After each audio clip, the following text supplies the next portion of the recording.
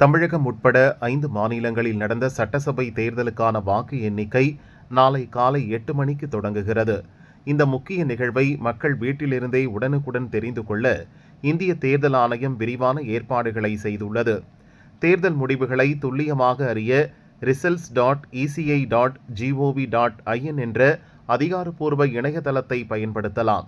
மேலும் Google play store மற்றும் apple ஸ்டோரில் கிடைக்கும் ஓட்டர் ஹெல்ப்லைன் செயலியை பதிவிறக்கம் செய்து உங்கள் மாநிலம் மற்றும் தொகுதியை தேர்ந்தெடுப்பதன் மூலம் ஒவ்வொரு சுற்றின் முன்னிலை விவரங்களையும் நேரலையில் பார்க்கலாம்.